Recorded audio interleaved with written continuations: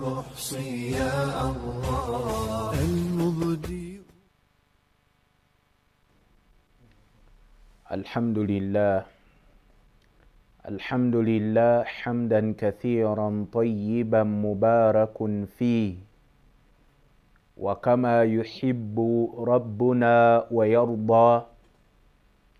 اللهم صل وسلم على سيدنا محمد وعلى آله وأصحابه وسلم تسليما كثيرا. أما بعد، يقول تعالى في القرآن الكريم: وعباد الرحمن الذين يمشون على الأرض هونا وإذا خاطبهم الجاهلون قالوا سلاما. mikwano gyaffe mirungi abatulaba, mukkirize mbalamuseeko n'ekiramuso ekyebbeeyi. Assalamu alaikum wa rahmatullahi wa barakatuh. Babitiibwa tumwebaza Allah subhanahu wa ta'ala, oyo nate atutaddemu abo ababuwungeezezza enjuba netuuka okubeera ng'egwa nga tulimu abo abagirabako. Ekyo ni'ma. Abamukomyewo mu maka gammwe muva ku mirimu, bannammwe abamu ate mwana wattu bo bakyali mu makubo jjaamu, abamu ate bo okomawo waka ate ye mwana wattu akola night shift, abamu emirimu gyabwe gya kiro. Basukaali ngaabo yatandise dda paka kubukeesa, n'abalala mu mbeera ey'abasawo. Naye ate buli omu Allah yasinga okumanya butya bwamugabirira, ne buli omu waali yeebaze Allah mu kkubo eryo. Kale katwebalize wamu Allah subhanahu wa ta'ala olw'ebingi byatuwa entakera. fa ni'amillahi ilayna kathiran mutawatira. Nze naawe tukakasa nti ebyengera bya Allah gye tuli abange bingi, naye ekyennaku tetutuukiriza nsonga ya kubeera nti tumwebaza. Allah subhanahu wa ta'ala yatuuka n'otutenda ffe abantu n'ekitendo ekibi. Kyembakubiriza weerwaneko nnyo ekyo ekitendo, oleme kuba nakyo kubanga kibi. Yagamba mu suratu Adiyat, yagamba nti innal insana lirabbihi lakanud. Mazima ddala ekitonde ekiyitibwa omuntu eri omulezi waakyo kitomi, tekisiima ebyo Allah byakiwa. Imamu Hassan Basri rahimahullah bwe yannyonnyola aya eyo n'abamanyi abalala bagamba nti abantu abamu yuaddu almasaibu, babala ebizibu, yebizibu byabala byokka, era nga Allah yamugezesezaamu ekyalo kyonna kimanya. Wayansa ni'am, naye byebyengera Allah byabawa babyerabira.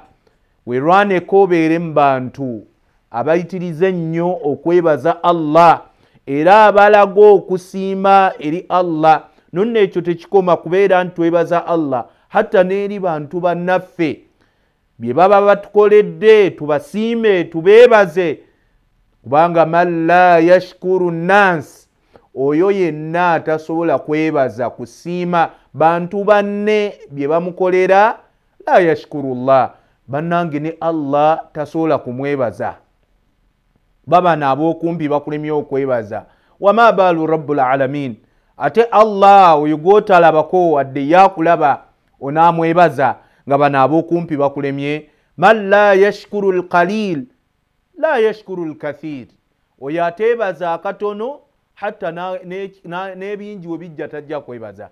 Kale mikwano gyaffe emirungi, mukkirize twale omukisa guno okubakuutira nga nange esseeyo okwebaza Allah, ewamu n'ekyo n'okubeera nti tumutya, kubanga mu kumutya Allah, okumutya kitegeeza kukola ebyo by'ayagala n'okwesamba ebyo yatuzizaako kukola. Mu kumutya mwe muli okuwona. Bakubiriza nga nange esseeyo mu kutya Allah mwe muli byonna. Yenna ayagala okumanya, ayagala okufuna amagezi, ayagala okufuna knowledge, yagamba nti wattaqullaha wa yuallimukumullah. Mutye Allah abatendeke, abawe knowledge, abawe ilimu. N'agamba mu aya endala kulaga obukulu bw'okutya Allah, waman yattaqillaha yaj'al lahu makhraja. N'oyo yenna abaatidde Allah, n'oyo yenna abaalondodde Allah mu ebyakola, ne weegendereza biki by'okola, bisaawe omanyi nti kino omulezi wange takyagala, Katonda wange kino takyagala, n'okyebalama ayagala kino n'okikola, yaj'al lahu makhraja. Saawa yonna Allah akuteerawo obufulumiro obwa buli kizibu ky'oba ofunye, olw'okubanga omutegedde naye akuddiza okubeera nti akuteerawo obufulumiro olw'ebizibu by'oba ofunye. Mu aya endala yaga nti waman yatawakkala ala Allah waman yattaqi llaha yaj'al lahu min amrihi yusra. Oyo yenna abaatidde Allah, Allah mu nsonga ze amuteerawo obwangu. Kale mikwano gyaffe emirungi, mbakubiriza ezimu ku nsonga eziraga nti omuddu atya Allah, omuntu oyo kwekyo Allah kyamuwadde. Ba Allah yatukubiriza musaadatul akharin, okuba nti tuyamba ku balala. Kale nabwekyo baddu ba Allah abalungi, bwe kibanga egimu ku mirimu egiraga omuddu nti atya Allah, mulimu okwerekereza n'amenya ku ekyo Allah kyamuwadde, n'abeera ng'awaayo. Kambakowoole ku lw'omulimu omulungi gwe tukola ogw'okuyambako abantu be katakwi. Kwata ky'oyina, Buganda bagamba akasuka ky'ayina taba mutiitiizi. Kale kwata ku ekyo ky'oyina Allah kyakuwadde, ky'oyina mu busobozi bwo, obeere ng'owaayo ku lw'abantu be katakwi. Kubanga waman yattaqillaha yaj'al lahu makhraja. Abaatidde Allah, aba afuddeyo mu ebyo Allah by'ayagala, mwana wattu ne Allah amuteerawo obufulumiro. Omulimu gwe tulina ogw'okutya Allah gwakuyamba ku bannaffe abe katakwi. Kwata essimu yo onyige gwa Airtel Money, kwata essimu yo obeere ng'onyiga star 185 star 9 hash Airtel Money. Kwata essimu yo onyige star 185 star 9 hash. Bw'onaamala ejja kusaba merchant ID, nyigamu 43 42 989 9. Bw'onaamala ejja kusaba amount. Teekamu omuwendo gw'ensimbi ogwo gw'oyagala okutya nagwo Allah, gw'oyagala okubeera nti weerekereza ku lwa Allah w'oyambe abantu be katakwi. Teekamu amount nti 50,000 zange zino, omutwalo gwange guno, ebiri gyange gino, ng'oziteekayo ku lwa Allah subhanahu wa ta'ala, kubanga yagenda okubeera ng'akusiima. Bw'onaamala ejja kusaba reference. Teekamu erinnya lyo, then pin code, obubaka bujja kubeera nga butuuka.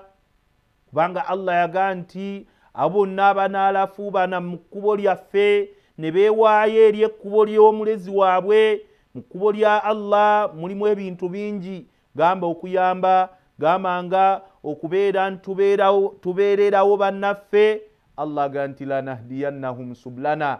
Naffe kye tujja okukola, tujja banyweza eri ekkubo lyaffe, tubamalire ensonga zaabwe. Kale beera mu abo abenyigira mu kkubo lya Allah, ne Allah yenyigire mu makubo gaage ebirungi by'oyagala. Kwata essimu yo wa Airtel ngiddamu, nyiga star 185 star 9 hash. Bw'onaamala ejja kusaba merchant ID, nyiga 43 42 989 9. Bw'onaamala ejja kusaba amount. Amount eyo neva ku busobozi bw'oyina. Azitowa ebbiri nga zezowulira gwe zozitowa Allah wo, olaba zezo zogenda omuwanga bwe busobozi bwe zoba omuwa. Azitowa 5, azitowa 2, azitowa 5, kyonna ky'oba okutteyo nga bwe busobozi mukadde ako bw'oyina, tonyooma ky'oyina. Ba Allah teyateekawo amount nti eno gy'ayagala. Yagaa nti buli muntu aweeyo min saatihi, okusinziira obusobozi bwe. La yukallifu Allahu nafsan illa wus'aha. tayina muntu gwakako okujjako ekyo ekiri mu busobozi bwe. Kale Allah womuwe ekirungi, yagala lan tanalu lbirra hatta tunfiku mimma tuhibbun, temujja tuuka ku birungi bye mwagala okutuusa nga nammwe mukuttemu bye mwagala ne muwaayo ekyo kyowulira nti naawe oyagala, ate kyoba owa muganda wo, kyoba oyambisa muganda wo ow'ekatakwi, Allah naawe ajja kuyiirawo omubiri ng'enjogerayo olwaleero, naye abeere ng'akubeererawo mu ebyo by'oyagala. Ne ya MTN bagenda gitteerako, sobole okubeera nti tuvuganya, sobole okubeera nti tuyamba ku bantu b'ekatakwi. Saba Allah yenna abazze mukadde kano, Allah subhanahu wa ta'ala naawe yimirira mu nsonga ze, kubanga gwasinga ozimanya. Abamu balwadde, abamu Allah baagala bataggulula byanfuna, abamu baagala bva mu bupangisa, abamu Allah baagala balinnyisa madaala mu mirimu gyabwe, abamu Allah baagala kubeera nti obaterereza amaka gaabwe, Allah gabaterereze ng'oyisiza ku saddaaka zaabwe, li annaka waliyu dhalika walqadira alayhi. Allah gwayina obusobozi ku nsonga eyo mu mbeera eyo. Mukkirize tugende direct mu musomo gwaffe nga tukyali mu musomo ogw'empisa. Nkakasa abazze batugoberera banga akaseera kawanvu, kakasa mufunyeemu nnyo mu musomo ogwo ogw'empisa, kubanga tuzze tugutambuza mu mbeera bw'etyo. Kale nno kakati tujja tutunuulira emiteeko oba ebitundu by'empisa. Twalaba ku nsonyi ne tugaziwa mu zo, emabegako awo ne tutunuulira obwesimbu, okuba omwesigwa al amaana. Olwaleero njagala tuggulewo ekitundu ky'empisa kye bayita attawaaduu, obwetowaze, okubeera nti wekkakkanya, okuba omugonvu. Mikwano gyaffe emirungi, empisa eyo nkulu nnyo, wadde bangi tugisuddewo. Ensonga ya tawaadu, okubeera humble, kubeera polite, okubeera nga mwanatu oli mwetowaze, oli mugonvu eri abantu, wekkakkanya n'owoba oli wa bitiibwa, naye nga mwanatu ebitiibwa ebyo ate tebikuleetera maapa, nti tebikuleetera kubeera nti weesitula ku banno n'ofuuka ow'ekitalo. Mikwano gyaffe emirungi, okusookera ddala ekigambo tawaadu, ekigambo ky'okwetowaza, sifa min sifaati almu'minin, bannange kitendo ky'abakkiriza. Ekyo buli mukkiriza yenna ayina kubeera mwetowaze, ayina kubeera muntu ayekkakkanya eri abalala, ayina kubeera omuntu nga ayina kuba muntu ateesitula ku banne. Kyova Allah subhanahu wa ta'ala waswafa ibadihi almu'minin, yatenda abaddu be abakkiriza n'ekitendo ekyo eky'obukkakkamu. Bwe yali amenya ebitendo byabwe yaga nti wa ibadu rrahman, n'abaddu bange nze Allah omusaasizi, abakkiriza abo yamshuuna fil ardi hauna, batambula muno mu nsi ng'abantu beetowaze, bagonvu omulinnyako n'otambula n'ogenda, yekkakkanya. Bagamba nti oyo ye gundi ne weewuunya, bamala kunnyonnyola bitiibwa bino gayoono, naye nga bw'omulaba muntu mwewombeefu, muntu wampisa, muntu mukakkamu, muntu mugonvu eri abalala. Tawaadu, Allah ga nti wa ibadu rrahman alladhina yamshuuna fil ardi ala al ardi hauna, abaddu ba Allah abakkiriza batambula ku nsi kuno nga mwanatu bakkakkamu, beetowaze, bagonvu. Wa idha khatabahumul jahirun qalu salama, okumanya babeera bagonvu hatta n'owoba omukozeeko olutalo. Omuntu yenna ali awo nga ye muntu asomba entalo, ali awo akulembeza nnyo obutamanya, buli kimu ayagala okukyankalanya, n'owoba omukkiriza oyo omukozeeko olutalo, olw'okubanga babeera beetowaze bakkakkamu, qalu salama, akuddamu na mirembe, talina budde obwo buddaawo kuleekaana, talina budde obwo bwakuddaawo kubeera nti naye akasuka ebigambo abizaayo bw'atyo bukakamu. Kivula lunaku lumu Abubakari Siddiqa radiyallahu taala anhu yalina omusajja yamukakkanako n'amuvuma amukakkanya. Sajja wattu nga ne Nabbi sallallahu alaihi wasallam yali abalaba, sajja wattu yali asirise naye ng'ono wamuvuma amukakkanya. Nabbi sallallahu alaihi wasallam n'atandika okuseka.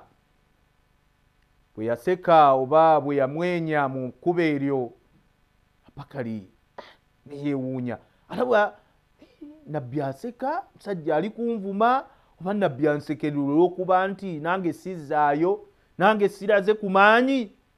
Abubakari bwe yatandika okuzaayo radiyallahu taala anhu, ate Nabbi n'avaho n'agenda n'anyiga nonyiga.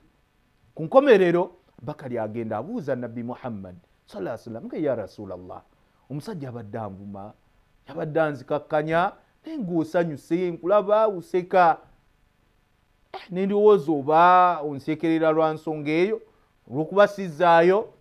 Mu kkuba eryo Abubakari n'atandika okuzaayo. Nabbi n'amugamba, omusajja oyo bwe yabadde ali mu kuvuma ng'osirise, nalengedde bamalayika nga Allah balagira bakusitule mu madaala, bakusitule mu levoozi zo, bakwongere ebitiibwa. Naye watandise naawe okuzaayo ne batandika okukkakkanya. Kikyo ekyanyiizizza nga ndaba obadde osituliddwa mu levo mu madaala, naye watandise naawe okuzaayo nga bwe ttera okukola. Atakulekera tomulekera enjogera ezo, nedda. Omukkiriza ebibye bya njawulo, ye muntu gw'osobola okujja n'abanga gw'otavumye. Wa idha khatabahumul jahilun qalu salama. Abakkiriza abo mwana wattu wabanga atamanyi ayina byazze n'abeera nti amukyankalanyamu, yazzaayo mirembe gy'ali, talina budde obwo. Kyekiri Allah kye yagamba, wala tastawi lhasanatu wala sayi'a. Eri abakkiriza bineeno be bayinza obifumiitirizaako, kubanga yagamba Allah wala tastawi lhasanatu wala sayi'a. Abange mukimanye ekibi n'ekirungi tebisobola kwenkanankana. Ekibi n'ekirungi tebisobola kwenkanankana. Idfa'a billati hiya ahsan. Bw'obanga oli yakoze obubi, bw'abanga oli azze n'akuvuma, oli bw'abanga azze n'akukyankalanya, Allah ga nti idfa'a billati hiya ahsan. Beera nti ate gwe oteekawo embeera ennungi, tomuddiza kumuvuma. Babuli w'omuvuma, Shitwani mwenna eba etandise okubafuga. Manya oli kati si yavuma, Shitwani yeeri okumukaka avume. Bwebyo bye eyagala nnyo nga Nabbi sallallahu alaihi wasallam bw'atunnyonnyola, yega nti ekitebe kya Shitwani ekikulu kiri ku mazzi. Era eri eyo ku mazzi gyesinziira, erina eggye lyayo, erina abakozi baalyo, yo kamanda esindika busindisi. Kaakati erina eggye lyetuma mu budde obw'okumakya, libigende mu bantu libabuze, libabulankanye, libaawule. Ku nkomerero olunaku we luggwa olw'eggulo eryo eggye likomawo. Kati buli amajinni oba shayatwini Shitwani ze yatumye okujja okusumbuwa abantu n'okubabuza, agabuuza, gwe wakoze eki? Buli limu lirina okwanjula emirimu gye lyatuuseeko. Kakati gajja ganjula nga tafaayo, naye kasita liwulirayo nti waliwo aleese ripooti nti nakyankalanyiza gundi ne balwana ne gundi, oyo nga bamusitula mu madaala. Eyagala nnyo okubaawula. Kakati tetuwa Shayitwani maanyi nti oli azze n'akuvuma, n'obeera nga okipinga cool, n'obeera mukkakkamu, n'akuvuma n'atambula n'agenda. Twabagamba wano egimu ku migaso egiri mu kubeera nti weefuga olulimi lwo n'olukontrolinga. Twabagamba nti aswamtu hikima wa kalilun fa'ilu. Bannanga okusirika magezi ne batono nnyo abakikola. Man swamata naja, asirise teyejjusa. Okuzzaayo omuliro si bwe buwanguzi. kyajja mu hadith twagabalaga bukakkamu muntu okubeera nti wekkakkanya wadde olina kyosobola okukola n'obeera nti wekkakkanya. Nabbi sallallahu alaihi wasallam yatuuka otuga nti laisa shadidu bisura abange tayitibwa w'amaanyi na kumeggana. Nti oyo olumugirako bw'ati naye ng'akuweerawo la laisa shadidu bisura tayitibwa w'amaanyi na kumeggana nti oyo ekirimaani. Nenaga nti wa innama shadid ayitibwa ow'amaanyi alladhi yamliku nafsahu inda alghadab yoyo afuga omwoyo gwe mu kaseera ng'asunguwadde neyekkakkanya neyeetowaza wakati mu kubeera nti bamuninyiridde naye n'asigala ng'akyali cool. Kakati atawadhu okuba nti twekkakkanya Allah akireese n'atulaga nti okwekkakkanya okuba abeetowaze sifata min sifaati almu'minin kitendo mu bitendo by'abakkiriza. Gwolaba Allah akiragira nabbi we naga nti wakhfidh janahaka dhulli liman ittaba'aka min almu'minin. Allah amugamba wange gwe Muhammad sallallahu alayhi wasallam beera mukakkamu kakkanya ebiwawaatiro byo kyeyali amutegeeza beera mukakkamu amaapaati galeke eri bakkiriza. Allah alagira nabbi abeere mukakkamu eri abakkiriza bonna abamugoberera. Allahu akbar. Twandisuubidde nti ye nabbi yandibadde abusitinga around kubanga Allah byamuwadde ffe tetubiina ne Allah amugamba beera mukakkamu beera mugonvu eri abakkiriza. Kyovulaba ojja kulaba ebyokulabirako ebyewuunyisa. Naku lumu jaa al-arabiyu munnamalungu yajja manye abantu abo abaawangaaliranga eyo mu ddungu ewala empisa zaabwe zaalimuko obukendeevu abamu olw'okuba nti bamanyira nnyo okubeera mu bantu ebintu byabwe byali byewuunyisanga. Era basahaba baga nti twewuunyanga nnyo era ne tubeerawo tulabe ki ekitambula. Idha jaa al-arabiyu omunnamalungu bwe yajjanga eri nabbi Muhammad sallallahu alaihi wasallam nga tubeerawo awo tulabe kikyakola kubanga enneeyisa yaabwe yali yeewuunyisa. Kati omusajja omu namalungu ajja yagakulaga bukakkamu bwa nabbi Muhammad sallallahu alaihi wasallam yajja n'amukwata amataayi nga basahaba balaba bayagala nomugajambula namukwata amataayi namugamba Muhammad mpa zaka nga amukutte n'amataayi. Nabbi sallallahu alaihi wasallam nagamujimuha nagimuha n'agenda. Kakati singa gwe kubisaamu akafaananyi singa yali gwe oli nabbi zaka gwaginako control gyosobola noga nti mumuwa mumugajambule naye nabbi omusajja amukutta amataayi mu namalungu n'amugamba nti mpa zaka. Omusajja n'agamba mpa zaka. Nabbi nagamujimuha nabajimuwa tinatambula n'agenda. Kati obukakkamu bwe yali aliko nabbi sallallahu alaihi wasallam batuuka n'omuyita okutu wayakuluuna huwa udhun. Abakuraishi abashiriku batuukanga omujeregerera nga Allah amunyumizaga nti batuuka n'okuyita okutu. Nenaga bagamba okutu okwo kubasinga kubanga kukkiriza eri Allah kulina obukkiriza mu Allah. Ate bangi abayitidde kutu okwo nabo ne basiramuka kati kubasinga. Lwaki bamuyitanga okutu? Olw'okubanga kaana yasma'u likulli wahid likulli ahadin minan nas yali awuliriza buli muntu yenna hatta n'omwana omuto ng'amuwa obudde buli muntu yenna amuwa obudde.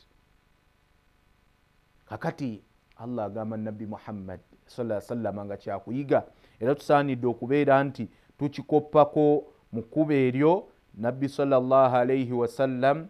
Allah amugamba nti beera mukakkamu eri abakkiriza. Mu aya endala mu suratu Ali Imran yamugamba Allah subhanahu wa ta'ala yamugamba walau kunta faddan ghalidha alqalb singa gwe Muhammad sallallahu alaihi wasallam wali muntu wa boggo ng'oyina malala Allahu akbar, lanfaddu min hawlik, tewandifunyeyo wadde n'omugoberezi n'omu. N'olwokuba nabbi sallallahu alaihi wasallam ali muntu wa mpisa, muntu mukakkamu, kyovula olwaleero yavaawo naye abagoberezi beeyongera bweyongezi. Emyaka emeka 1400 plus abagoberezi bakyajja naye nga ye yavaawo. Legase yasigala naye nga legase eyo yali yeeyisa bulungi. Kati Allah kye yagamba, walau kunta faddan ghalidha alqalb, owange gwe Muhammad sallallahu alaihi wasallam singa ali wa boggo nga weekuluntaza weeraga weerabawo, lanfaddu min hawlik, wandibadde tofunayo wadde n'omugoberezi. Abantu bandikudduse, ekyo kijje ku nabbi sallallahu alaihi wasallam okyeteekeko. Naffe gye tukoma okubeera nti twekkakkanya ate Allah gy'akoma otusitula. Tujja kiraba mu hadith gye tunaakoma okubeera nti tukola amalala n'amampaati nga tetufaayo kubeera nti ani gwe weeyisizaako obubi, mwana wattu ne Allah gy'agenda okubeera nga akoma okubeera nti atukkakkanya. Tugambye bakkiriza babeera beetowaze, babeera bagonvu. Ne tulaba omubaka Muhammad sallallahu alayhi wasallam nga mwana wattu naye mwana wattu yekkakkanya. Tujja kumaliza nga tugenda mu kuwummulamuko. Tulaba Iblis. Iblis ekyamuleetera obuzibu kwekuluntaza, yabula obukkakkamu, era olwaleero yagobebwa mu kusaasira kwa Allah mundu dhalika alfi'il. Bo yakola ekikolwa ekyo ekyokwekuluntaza. Allah subhanahu wa ta'ala atulaga atonda Adam alayhi salam min tin, ng'amujja mu bbumba mu kadongo. Bw'amala omutonda bonna balaba bamalaika Allah amutonze. Bw'amala okumutonda n'emikono gye n'amufuwamu omwoyo, oluvannyuma n'akola bye yakola ebyokubeera nti Allah yali yamutendeka oba yamuyigiriza asmaul ashiya, amannya g'ebintu eby'enjawulo. Ku nkomerera alagira bamalayika babimubuulire. Bamalayika balemererwa paka Allah we yagamba Adamu ambiuhum, bagambe. Adamu alayhi salam n'atandika okubeera ng'ayogera kino na kino kino na kino. Ku nkomerero Allah okwagala otulaga obukulu bw'ayirimu, agamba bamalayika ayasjudu li Adam, bavunnamire Adamu bonna.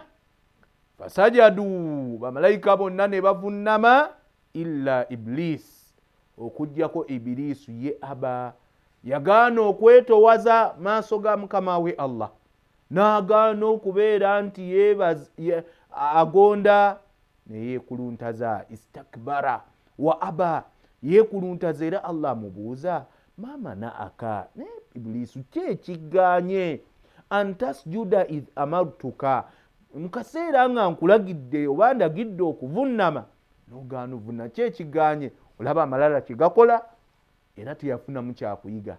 Yagambye nti Allah oyo gwoŋŋambye okuvunnamira wali wamutonda mu ttaka, ate nze wantonda mu kitangaala, kati sisobola vunnamira oyo gw'okoze. Nkomerero era neyeekuluntaza, n'alema okwetoowaza eri Allah we. Allah subhanahu wa ta'ala fataradahu min rahmatihi, Allah n'amugoba mu kusaasira kwe. Naffe nonno bwe tunaagaana okubeera nti twekkakkanya, bwe tunaagaana okuba nga tuli beetowaze, ne tweteekamu okwekuluntaza n'okwerabawo, ekinaddako Allah subhanahu wa ta'ala ajja kubeera nga atujja mu kusaasira kwe, ajja kubeera nti atusuulawo olw'okuba nti twolesezza amalala. Mikwano gyaffe emirungi, mukkirize nga tugenda mu kuwummulamu omulimu guno, tuddemu tugukolemu, tugutuukirize ogw'okuyamba ku bantu b'Ekatakwi. Ng'oyita ku nnamba ezo eziri ku screen, Merchant ID Airtel, osobola okuyita ano wa Airtel ku *185*9#. Bw'onaamala ejja kusaba Merchant ID nga 83424889. Bw'onaamala enter amount, teekamu omuwendo gw'ensimbi ogwo gw'okakasa nti naawe oguwa Allahu Rabbul Alamin olw'ebyo byakkoledde. Bw'onaamala zijja kubeera nti ekusaba reference giteekemu obubaka bujja tutuuka. Naawe wa MTN yita ku star 165 star 3#. Bw'onaamala ejja kusaba merchant code 43585. Then amount teekamu omuwendo gw'ensimbi. Bw'onaamala select mobile money then pin code obubaka bujja kubeera nti butuuka. Mukkirize tugenda mukummulamuko naye mbasaba nkomewo n'amannya gammwe, saba Allah bamalire ensonga zammwe abeere nga abasitula amadaala ku duniya ne ku akhira. Katuwummulemu temuvaako.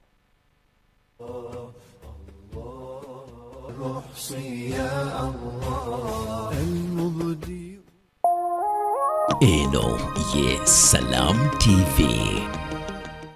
2026 is calling and your voters are watching, listening, scrolling and streaming. Ready to lead? Then it's time to be seen, heard and remembered. Next Media is your campaign partner. From TV to radio, digital to mobile, even influencer power, we get your message everywhere. Whether you're running for MP or local council, it's your time, your voice, your victory.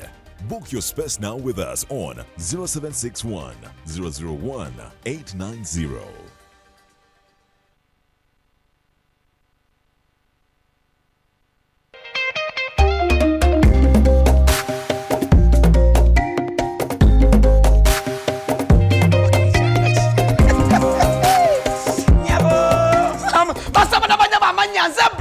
Muzikuramu kumandiga na teranga nyingiro ne banafa ba MTN wanji MTN walalo MTN gamba chi to get the power to win njagalo ofune elyanyi okuwangula ogenda kuwangula ota ngenda kubanga bobukadde 10 buli wiki wanji ngenda kubanga kwasa obukadde 10 buli wiki ku simu ye nyini kyabonka kimuchoka line ya MTN bana beka buli ogenda okusasula ekintu kyonna ogenda okusasula nda kwese momo obulya buli ogenda okusasula ngenda kyosasula kyonna kozesa momo oyinza okubanga ngenda kwewola kasente kozesa momo wanje ogenda kuinvestinga kozesa momo abwe MTN we jamani ne kwa bukadde 10 buli wiki wala kastelyo bimala bwe pala wentandika ngamba kiye kiriwo wanje nenkwata ku masimu ngamba halo walirudawa chenze tirinyi halo walirudawa zende guru halo walirudawa ndi mutukula halo oliwa ndi mwanange ndi wano mu office ntode nyiga ma computer nenkuta awa namwe na kasana benesi okuberanga mwana wote koze ebintu n'amanga epeyinze ebolowinze investinze ngekozesa momo. Remember to dial star 165#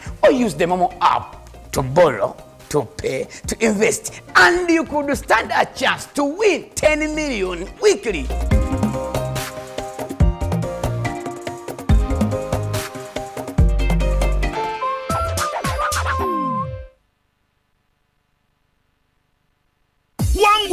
Wangula tukutuku ne sabuni jama. Uliwagula sabuni jama, Prestige Margarine, sabuni owokunaba, owalanzo, owobuunga yosa, owatos, chapa mandashi, baking powder, ebibiriti bya solio, buto wa rinsen, omuzigo gwa kasuku ne tiri, nala instant noodles n'ebirala bingi nga biweza obukadde 5 n'okudda waggulu. Abo ofunira wakakonge kojjuza nga kakuingiza buterevu mu kalulu ak'okuwangula tukutuku n'ebirabo ebirala nfofo ebyobuliwo. Wangula tukutuku ne sabuni jama. It's time to break free with Azam TV.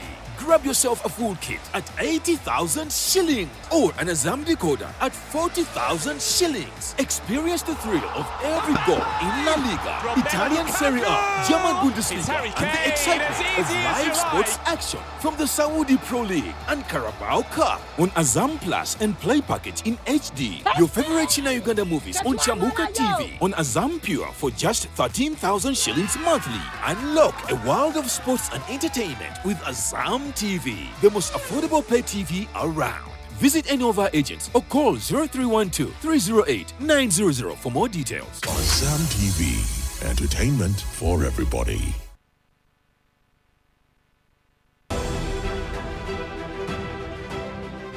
Now, many of us would prefer to use the Kavera when going for shopping or buying whatever stuff you usually buy for home or for your children or for whatever. Now, I would like to advise you. I think it's much better to keep our environment safe by using paper bags or cloth bags. Those are much safer because when we use the Kavera, you throw it around, it could block our drainage, and you know in Kampala what happens when it rains. There's a lot of blockages, and usually that causes a lot of problems in terms of water all over the city. So that's Ogutondi. This message is brought to you by National Environment Management Authority, Kampala Capital City Authority, Vivo Energy, Airco, Pepsi, Stanbic Bank, and NBS TV. Eno ye Salam TV.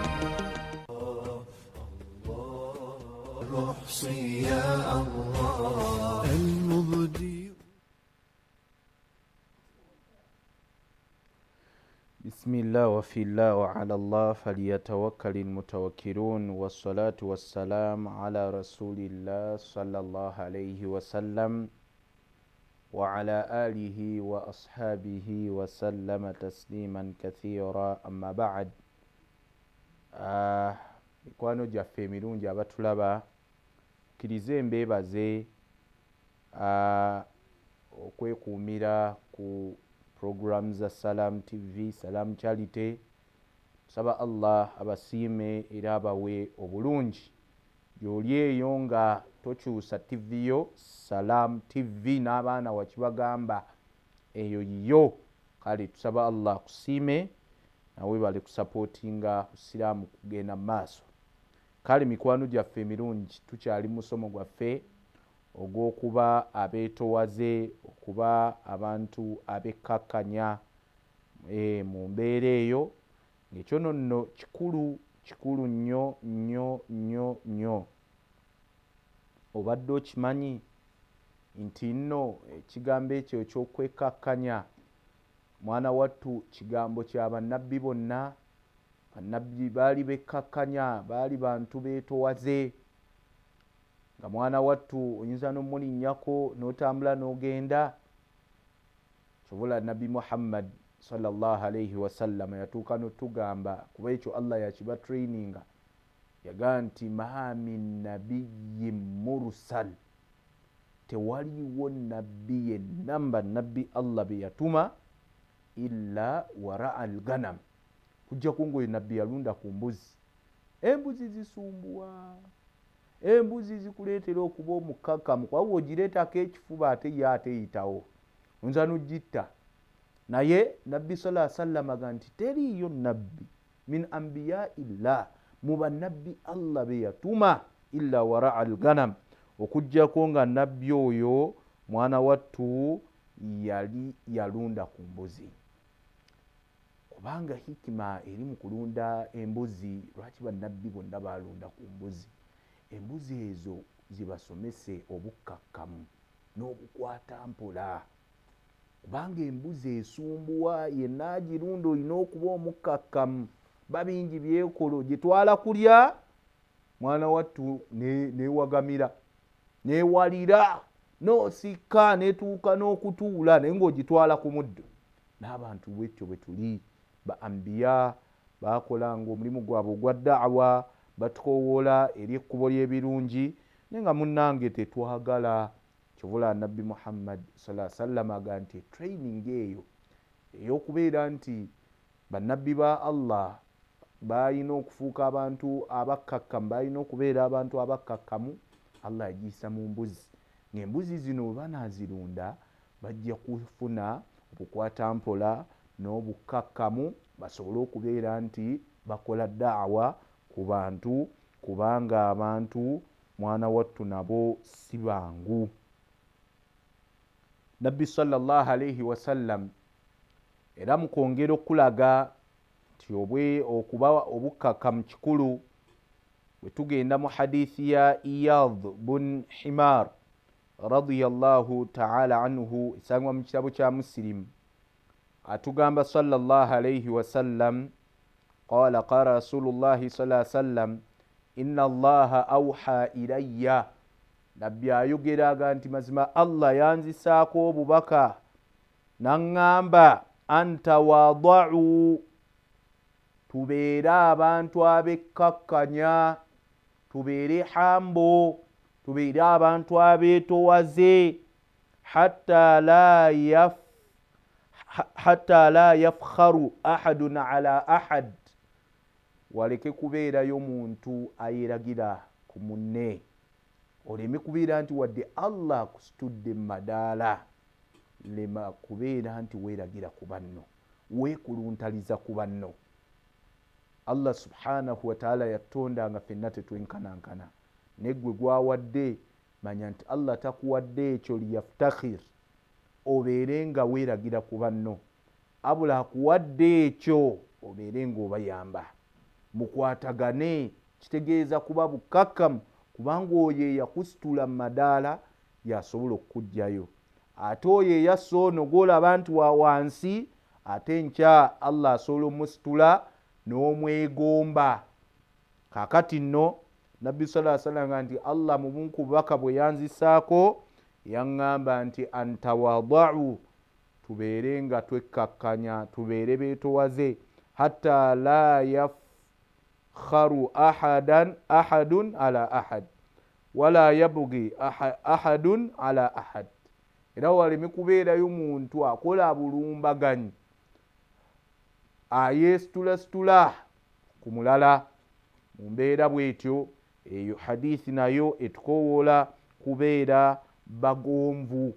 Kyova olaba ojja kwesanga abamu ku balongoofu ekyo nno bakikubirizanga abantu baabwe. Tulaba Luqman al-Hakim, Allah amusaasire asime ku ye. Omusajja oyo yali musajja mulongoofu, kumanya alongoosa, yeeyisa bulungi. Allah atuuka omutubuulirako mu Qur'an, tumuggyeko ekyokuyiga. Luqman omusajja oyo yalina emboozi wakati we ne mutabani we, ng'alina wasiya, alina ebigambo byajja amukuutira. Ne mu bigambo ebingi byamukuutira yamugamba, mwana wange wala tamshi fil ardi maraha, mwana wange tutambula muno mu nsi, tutambulanga mu nsi nga weeragaalaga. Olwaleero abaana baffe bayina amalala tagambwako. Olaba hatta amalala bagakolera ne ku bakadde baabwe. Kakati Luqman al-Hakim agamba mutabani we, tubeera n'amalala, tutambula mu nsi muno. Ate eryo tteeka Allah alikubiriza, n'agamba nti wala tamshi fil ardi maraha, abange tutambulanga mu nsi muno ng'oyina amalala, nga weekuluntaza, nga weeraga. N'akuwa ensonga bbiri ezigenda okuleetera okubeera nti obeera muntu ayekkakkanya, obeera hambo. Yaga nti innaka lan takhlika al arda, mazima gwayeeraga, mazima gwatambula bw'olinnya bawunsinga.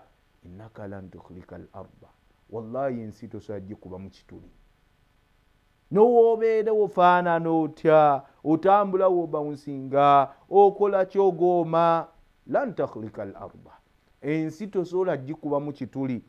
N'agamba nti walan tabiruga al jibaala tuula, kawankubadde tosobola kuwanvuba osinga olusozi. Kakati ebigambo ebyo bibiri bikumalire. Luqmanul Hakim agamba mutabani we ti mwana wange la tamshi fil ardi maraha,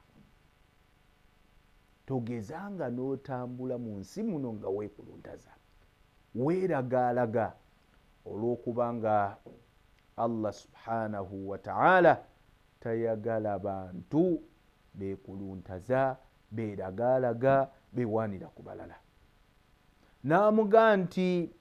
N'amugamba wala tusairu khaddaka linnas wala tamshi fil ardi maraha. Yasooka mugamba wala tusairu khaddaka linnas, togeza n'okuba abantu ettama lyo.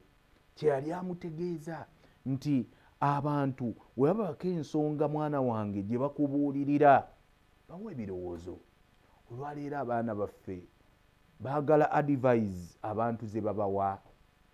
Omwana wo tagambwako, yamanyi nti ayinza omugambako yabeera mukadde we, w'olivaawo ani alimugambako. Kakati Luqman al-Hakim alaaliko omwana we, amuteekamu empisa ey'okuba nti mugonvu. Abantu bawulirize, ayinako information gy'akuwa ng'ekugasa, muwe ebirowoozo, muwulirize, faayo gy'ali. kubanga Allah tayagala kulla mukhtarin fakhur ayi kulla mutakabbir, tayagala muntu yekuluntaza yeerabawo ayeesoma mu mbeera bwetyo. Kale mikwano gyaffe emirungi mukkirize nga bwe tweyongerayo n'omusomo gwaffe ogw'okubeera nti tubeera abeetowaze, mukkirize nga sinabasomera mannya gaabo abatuuse mu kadde kano, basomere ennamba ezo eziri ku screen.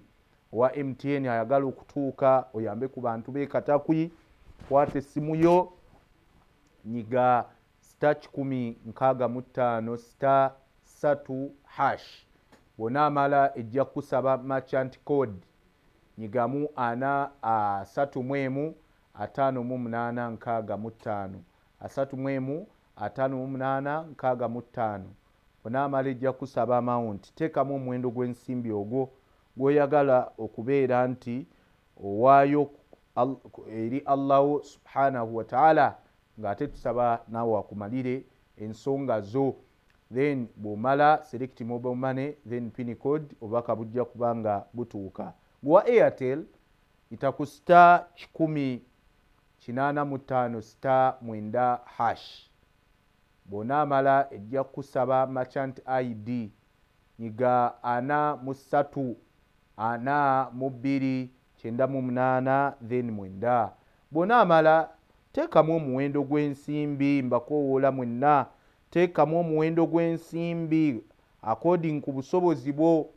Bw'onaamala ejja kusaba payment reference, so teekamu erinnya lyo oba ensonga yeeye kutteko noga nti Allah nnongoseza abaana bange, olwaleero abaana boonoonese, olwaleero abaana tebayinaamu bwetowaze wadde nakwekkakkanya, olaba amalala agakolera ku ggwe ate eri abasigadde. Kati teekamu omuwendo gw'ensimbi ogende nti Allah nongoseza abaana bange, obafuula abaana abakkakkamu, omufuule mutabani wange nga ntegeera mwana wa mpisa, mwana mukkakkamu eri abantu bonna mu mbeera bwetyo. N'omulala ayinza okuba ne kyetaaga, sabireko olw'okuba naawe oyimiridde mu nsonga ya muganda wo oba baganda bo ab'ekatakwi, naawe osabe Allah abeere nga ayimirira mu nsonga zo ze weetaaga. Then ojja kusaba reference, teekamu erinnya lyo, then pin code obubaka bujja kubanga butuuka. Bano bwe bakatuuka abatonotono kuliko Adam Arafa 15, Said Kamara 2 aziweereza, Adam Arafa n'akomawo 15, Amina Nassolo 1,000, masha Allah, Rashida Nanozi 2 abiweereza. Lwaki tusoma sente zino? Twagala naawe oleme kutya ekyo ky'oyina buba bwe busobozi bwo ky'oba oweereza. Rashida Nanozi yaweereza 2 bye bwe busobozi bwawe buli. Ono Umar Wanyonyi 12 aziweereza, Kaya Ibrahim naye 12 aziweereza, Fatuma Mubaraka 1,000 aguweereza, ne Farida Nakaweesa ng'olwaleero yakyatukulembeddemu. Abali eyo abatulaba akyakulembeddemu mu oluwaayo lw'olunaku olwaleero naye akadde kakyaliyo, ayitibwa Farida Nakaweesa n'1,200. Allahu akbaru, Allahu akbaru, Allahu akbaru, la ilaha illa Allah, Allahu akbaru, Allahu akbaru walillahil hamd. Farida Nakaweesa 1,200 asinzeeko Fatuma Mubaraka ali ku 1,000 ne Amina Nassolo ku 1,000. Era Amina Nassolo yazze emirundi 2, kigeza yakyatukulembeddemu ali ku 2,000. Kale masha Allah, saba Allah akkirize abasiima abakyala bataddewo okuvuganya. Amina Nassolo azze emirundi 2 1,000, then Farida naddako Nakaweesa n'1,200. Abasajja muliwa, abasajja muliwa, mwanguwe mujje.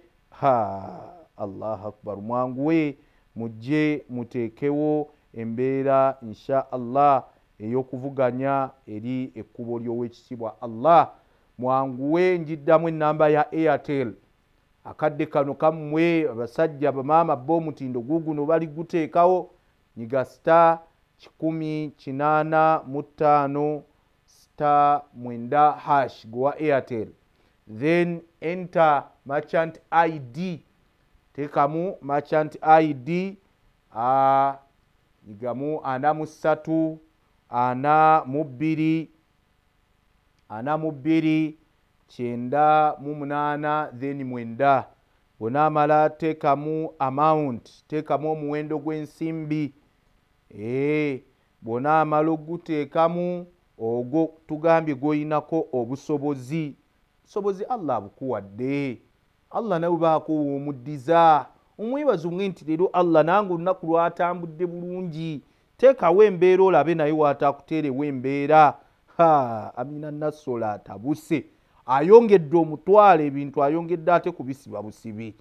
Farida simanyi gye tumuleka ne Amina Nassolo ayongedde omutwalo omulala egye mitwalo 3. Allahu akbaru, Allahu akbaru, Allahu akbaru, la ilaha illallah, Allahu akbaru, Allahu akbaru walillahil hamd.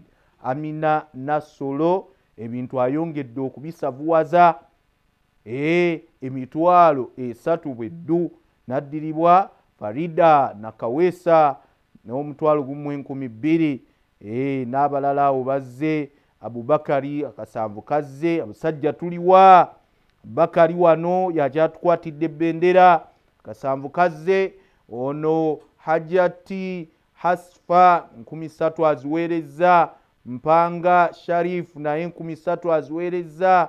Amina Nassolo twayogedde ku mutwalo aguweereza. Ono Rashida Nannozi Nangozi 2 azzeemu n'atuweereza 2, ebintu byatabusi. Katono kayina naye akaweereza, tusaba Allah amusiime nammwe abasiime mwenna. Adam Arafa 15 aziweereza. Jamira Muyinda, abakyala kye beekola, la hawla wala quwata illa billah. Saba Allah ayongere bafuula abakakkamu ng'ate ekyo ekitendo mu bitendo by'abantu bejjana tugenda kukiraba insha Allah. Ono Jamira Muyinda omutwalo aguweereza. Gloria n'abatanzi naye bw'atyo omutwalo aguweereza. Tukyali awo fixture bwetyo bwekyatambuddemu nga Amina Nassolo emitwalo 3 bweddu.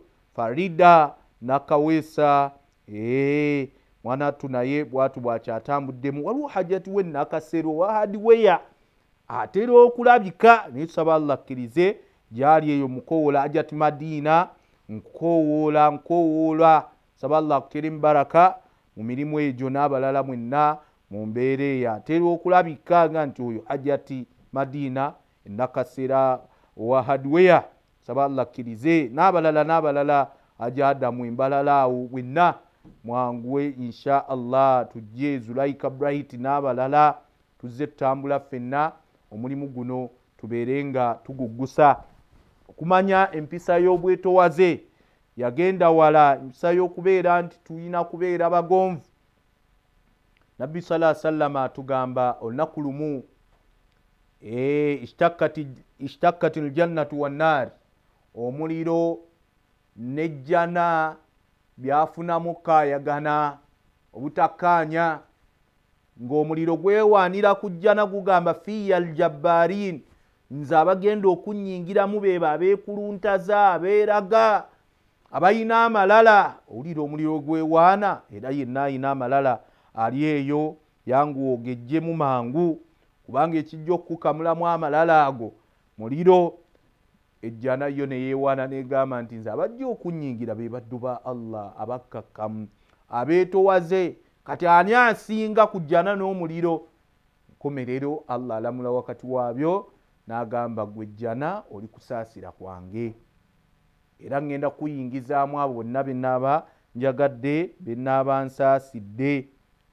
Ate n'agamba omuliro anta adhaabi, gwe oli kibonerezo kyange, nja kukubonereza, nja kukukozesa mu kubonereza oyo gwe nnaaba njagadde. Ate mwenna nze agenda okubajjuza kyenjagalamu. Ejjana yo yeewaana n'egamba nze abagenda okunnyingiramu beba abaddu ba Allah abekkakkanya abagonvu abeetowaza abo bebijjana ate gwe omuliro nga nedda nze fiya aljabbarin nze abajja okunnyingira beba abaddu ba Allah abeeraga abeekuluntaza Allah kwegamba nti tilka darul akhira bannange eyo ennyumba ya Allah ey'olunaku lw'enkomerero nga ejjana gye yategeka naye ng'agitegekera baani abo abataagala uluwan fil ardi wala fasad abo abatayagala kwekuluntaza na kweraga mu nsi muno abo abekkakkanya Allah subhanahu wa ta'ala byategekera ejjana ye bw'owulira muli nga toyagala kiburu na kubeera nti bakulabewo bakuwaane bakusuute manya nti ejjana ya Allah oyinamu akafo mu mbeera bwetyo kyova olaba Nabbi Muhammad sallallahu alayhi wasallam hadith ya Abi Huraira Allah asime ku ye hadith eno nkulu nnyo nga tukomekereza atuga nti anna rasulallahi sallallahu alayhi wasallam qal atuga mazima mbaka Muhammad sallallahu alayhi wasallam yayogera ebintu bibiri nga byo bino bikwongerako bwongezi ekisooka kye yagamba nti ma naqsati sadaqa min bali labdi bal tazidu. Allahu akbar. Yagamba nti emaali y'omuntu tesobola kendeera olw'okubanga agijjeemu n'asaddaaka. Emaali y'omuntu tesobola kugwa nti oli bamusanze nja bizinensi ye yagudde olw'okuba abadde agaba abadde asaddaaka awaayo. La ekyo kisoboka mu bulamu. Tigundi yayavuwadde olw'okuba abadde agaba. Era mu bintu ebisuula abantu oli tayinza leeta point nti gundi ono abadde agaba kakyova olaba kubanga omuntu agaba ate Allah amuggulira waafune byanaagaba ate asaanyeewo oleme gaba banga ogwo mulimu mulungi oyamba ebitonde bya Allah. Kati Nabbi sallallahu alayhi wasallam nti ma naqsati sadaqat min mali al-abdi. Bannange kino mukimanye emaali y'omuntu tesobola kendeera olwa saddaaka jajjamu abula bal tazidu. Bannange emaali yeeyongera. N'agamba ekyokusatu wama zaada Allahu abdan bi'afwin illa izza. Omuntu tasobola kubeera nti Allah amuwa empisa n'ekitone ky'okusonyiwa okuggyako nga Allah amuwa ekitiibwa. Omuntu buli waayitiriza okusonyiwa abo abamunyiiza abo abamukyankalanya n'akulembeza afu nga Allah bw'atugamba khudhila afu. Bannange ebbanga lyonna mulondengawo okusonyiwa eri abo ababanyiizizza mukulembeze ekisa ky'okusonyiwa gye bali mubasonyiwe. Omuntu buli waayitirira okusonyiwa banne Allah amuwe ekitiibwa. Mwe mugende munoonyereze abantu bonna abatera okusonyiwa lwe babanyiiziddwa ate abantu baba babawa ebitiibwa. Abantu baba respectinga nnyo. Allah abawa izza. Bino bigambo bya Nabbi Muhammad sallallahu alayhi wasallam yabitubuulira ng'ate byayogera bubaka kuva eri Allah ti omuntu tayinza kubeera nti Allah amuwadde ekitone oba empisa y'okusonyiwa okuggyako nga Allah amuwa ekitiibwa. N'ekisembayo kyeyaga mu hadithi eyo yega nti wama tawadaa ahadun. Teri muntu yenna asobola kubeera nga yekkakkanya ne yeetowaza n'abeera nti yeetwala nti ye wa wansi mu mbeera eyo si wa kwesitulasitula na kwekuluntaza. Yagamba nti illa rafa'ahu Allah. Gy'okoma okwekkakkanya ne Allah akusitula. Tegeeza opposite yakyo ntuufu. Bwe weesitula ne weeteeka mu malala Allah naye ng'akukkakkanya. Bwe wekkakkanya Allah ng'akuggyayo mu ngatto gye weetadde ng'akusitula. Genda okinoonyerezeeko mu mbeera eyo. Mikwano gyaffe mirungi mukkirize hadithi ya Nabbi eno tugirespectinge. Atugambye nti ma naqsati sadaqat min mali al-abdi. Bannange emaali eggibwamu saddaaka tesobola kendeera. Mu ddakiika eno kwata essimu yo insha Allah gwajja okunyumizaako banno tebigambo bya Nabbi bya mazima. Kwata essimu yo gwa MTN nyigamu. Kwata essimu yo nyiga 165 *3# bona amalijja kusaba merchant code 3158 65. teekamu amount olabe ku mazima g'ebigambo by'omubaka Muhammad sallallahu alaihi wasallam agambye mali y'omuntu esobola kukendeera ng'egibwamu saddaaka bula yeeyongera select mobile money then pin code obubaka bujja kubeera nga bujja. Omulyango okuwaayo gukyali muggule kkirize tugenda kukomakaawo naye nsaba Allah abasiime abaagale ateeke baraka mu bulamu bwammwe abataasa obwavu abataasa amalala bw'aba abasitudde musigale nga mukyamanya abantu bw'aba abasitudde abeere nga abataasa amalala. Saba Allah abeere nga abawa abaana abakkakkamu abatereeza abaana bammwe baana babeere bampisa babeere bagonvu gye muli babeere bagonvu eri abasigadde. Wa sallallahu ala khayri khalqillah salatullahi wa salamuhu alayhi walhamdulillahi rabbil alamin. Assalamu alaikum wa rahmatullahi wa barakatuh. يا الله